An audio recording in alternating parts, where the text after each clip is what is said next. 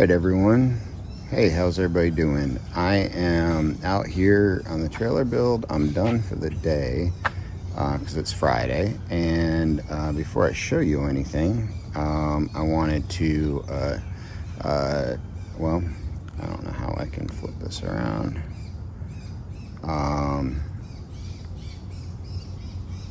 Well, there we go. All right, there, you should be able to see me now, hopefully. So I wanted to talk a little bit about what I've been working on. I think the last video I posted was the electrical, and that's all ready to be installed. But obviously I need to finish the walls and the roof and all that stuff before I can even think about that. But I get sidetracked on stuff like that. So I hope you guys enjoyed that one. And so here's where I am with the trailer, and I completely apologize. I get going and I forget to record and that kind of stuff. So here we are, and I will show you what's going on with the trailer. All right. So this is it.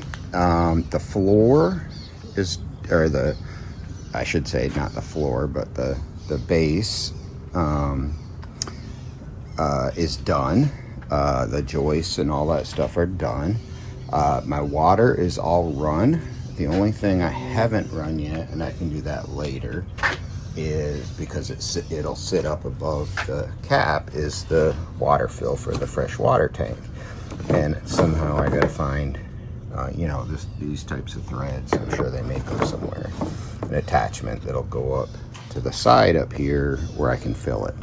And it looks like the one I got had a vent built in, so hopefully I won't have to drill a hole anywhere else and vent this. So I also went ahead and I did something kind of unique, but I think it's going to work really well. If you see this white 4-inch PVC pipe, maybe, it runs about 8 feet from the front here all the way back here to the back. And you can see, so this is my shower drain sticking up, and it runs across and into that white 4-inch pipe, and so does my sink, and there's the internal wall vent for the sink. And what that's gonna do is give me, there's a great little volume calculator on the internet, and you type in your length and the size of pipe, and I'm getting about 10 and a half, almost 11 gallons. And if you add, like, these pipes here and the down pipes and all that, before it's completely full and backs up into the lowest point would be the bathroom, I'll have about 11 gallons of storage. So gray water in a 4-inch PVC pipe. So that runs right down the middle. I use these plastic ties. I'm hoping they hold up. If not, from underneath I can get in and put some metal or something up there to some metal strapping or something to hold those up. So and then I ran all my hot and cold water. So I got let's go over here and start where it comes out of the tank. So it comes out of the tank here, and I got to put something here to keep that from compressing right there. But it comes straight out through a 4x4 and then up and changes over to PEX. And a lot of people have their pluses and minuses on the push-in Plex fittings, but I've never had an issue with them. I've done quite a bit of them. My laundry room has had them for years. In my office has had them under the sink that we added upstairs at my office. So and we haven't had a single leak. As long as you don't stop the first time it stops and keep pushing till it's fully 100% seated, then you're good to go. You have to keep pushing. And I'm probably going to change these nails out that hold it in for some screws, probably, just so those don't pull out. So it comes across here, and then it'll come up here and go. My water heater will sit about right here over the wheel, Well, you know, on top of the floor, and probably a little bit of ventilation underneath. And then the cold water will go in, hot water will come out. It'll also, this will tee, so it'll go up to the sink. This will tee, so I'll have cold and hot water to the sink. And the fresh will tee, or the cold will tee, go into the hot water tank, come out hot. It will then feed the sink as well as here, which goes over to the shower. So that it will be the back wall of shower, and it's approximately centered. I'm gonna do a tile floor, so it doesn't really matter where I put the drain. I had to pull that towards me a little bit, but it's gonna work fine. So that'll be the shower drain, and then this will be the fresh water to fill the toilet. And the toilet, you know, I'm gonna have to drill a hole in the floor or do it as I'm putting the floor down, and figure out how I cut a hole in the black tank and mount that in it. And that's a 13-gallon, 14-gallon black tank. So it should be plenty. Plus, on top of that, again, another it's about a 4-foot 4-inch pipe before it comes across. So what I did is I did a 90, because I think most dump stations are on passenger side. I think, I'm not 100% positive on that, but it won't matter. I've got plenty of hose that I was given to empty it. So it comes in, another 4-inch tank, a nice little slope, and then I put the valve here. I am replacing this strap thing that I got at Lowe's, and I'll put one of the hard ones in. I'm out of them though. So I'll put one of the hard ones. I'll probably put 2 of them there just to make sure it's super sturdy, because right now it wiggles a little bit. There's no wiggle at the other end at all. It's just here. So I want to make sure that's secure.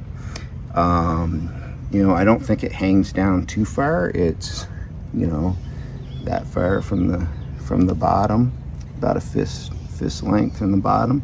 So I couldn't put it up anymore because I got the tightest elbows I could. So with everything sitting up, and this is, you know, I know they make RV special shower stuff and all kinds of stuff. The same with the RV mounts for toilets and that kind of stuff. And I just went with stuff they had at Lowe's. So it was a lot cheaper than picking up an RV something, and it was pretty good. So I'm gonna fix these straps that I put here. Unfortunately, so this is gonna be my wall for the bathroom. It'll go all the way out to there, about 48 inches, and then come across 32. So I'm gonna have to figure out how to brace this corner a little bit, maybe with some big angle brackets or something, because the plywood's gonna sit on top just like it is here. So maybe a couple big heavy duty galvanized steel angle iron that I'll put there just to help support the floor. And I can put it out on the end. It won't affect the tires or anything like that. But I'll just have to play with that as I put flooring on. So this stepped up. One, I needed a little bit of room here for the toilet. And 2, it just made sense. And then to me it made sense. So that whole area, I had to go up to go around the wheel well anyways to get a little bit more height. So I figured, why not raise the whole thing up? That way the whole shower will be level. And then my cabinets will start here. I had to do a really amazing design. I did it by hand on some graph paper, and I can throw a picture of that up at the end of this video.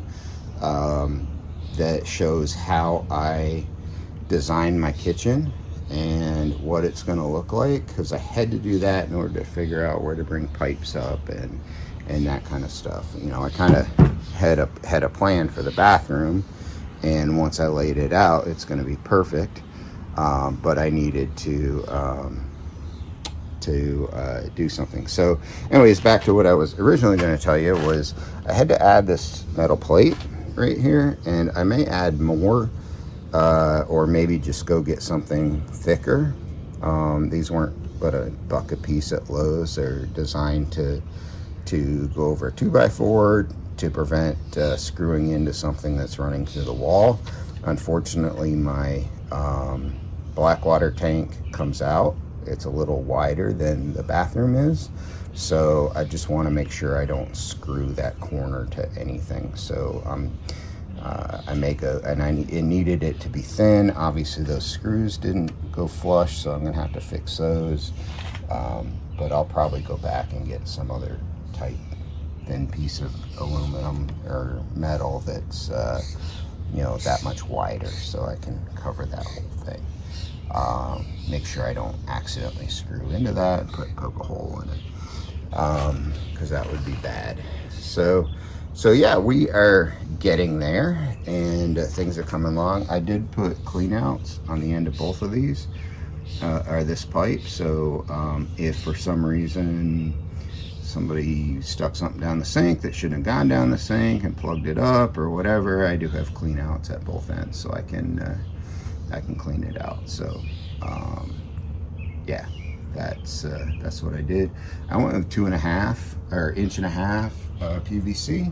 I think that's pretty much standard for sinks and you know, that kind of stuff. So and now I had to go from 2-inch to 1.5 inch, and I did that. I did a just a converter. Let's see if you can see it right there. So it then goes to 1.5 inch and then goes into the pipe straight down. So and the pipe is sitting at a pretty good angle, so it should flow really well when I go to drain it. If I'm at a campsite that I can just open the drain cap, great. If I need to run it out to you know, a sewer line or something, I can do that. But this trailer is pretty stout. I'm kind of afraid what it's going to weigh, but that's okay. You know, my Jeep's got 5,000 pounds, so and so does my car, which is interesting, but my car doesn't have a trailer hitch, so you know, that's that. These are pretty cool. I got these online at Amazon, 2 in a package for the same price. I had 1 in a package at Lowe's. So this is a one-way vent valve. That's your vent for it doesn't let everything back up, but lets air in. So that's your vent for you know, your sink, and actually the whole system should vent from there. If it doesn't, I can add another one over here in the shower somewhere. I don't know how I'll do that, but because it just goes into that drain, but we'll figure it out. So so that's it today, guys. I mean, I've been working pretty hard out here. I think the last time you saw it, I might have been putting the 2x4s down, or the 4x4s, I'm not really sure. I have, and this is where I'm struggling.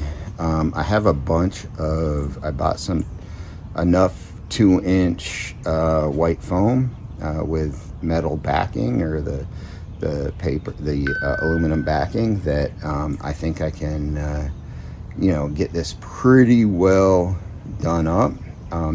That's one of the reasons I used all pressure treated underneath, so I didn't have to if I didn't want to insulate, but I do want to insulate. You know, my flooring will have, I haven't decided what I'm going to do for flooring yet, but you know, if I end up just doing some cheap laminate, it'll have insulation. It'll have a layer of insulation under it too. So I've got that. I'm not going to be camping in the middle of Alaska or anything like that, so although that's on my bucket list, but I'm going to, the furthest north I'm going to go right now is probably Vermont. So that's it in a nutshell. And if you have any questions, please don't hesitate to ask. Also, please like and subscribe, and comments. So far, I think the video I released earlier this week with the electrical got a ton of reviews, but nobody really commented on it. So if I did it right or not, which is what I was hoping for. I was hoping somebody would tell me, oh no, you messed this all up. So but it seems to work, and I'm happy with it the way it is right now. So, but if I need to change something, by all means, let me know. This is a pretty stout base. The walls, again, I'm going to make out of these side, like I guess they're almost 1x4s. So they aren't going to be quite as stout. I thought about ripping them in half, but we'll see. Because I don't, everybody does foam and that kind of stuff, and that's great and good. And I've watched a bunch of those videos where you guys are doing foam out there, and the poor man's fiberglass, which I'm still a little confused about, because regular fiberglass mat doesn't cost that much, or at least it didn't used to. I don't know what it costs now, but I would think that would be a little more stout than using Elmer's wood glue. But anyways, and then what do you do when the first time a tree branch falls on your camper? So that was my concern with that. So anyways, guys, that's today, and turn this around again and see if I can see you. There we go. And hopefully you guys will continue to follow my build. I hope to get the floor down this weekend, insulated or whatever I'm going to do underneath. And then we're going to start right away on walls. Well, actually, I'm going to start tearing apart pallets so I can get my 1x2s for my walls. I may just plane if I can get some decent pallet tops and bottom pieces, I may just plane those down and see about using those for floor or wall or something inside. I think it'd look pretty cool. But they were just cracking as I took them off, so we'll see. All right. Thank you all very much. Have a blessed day, and we'll talk to you later.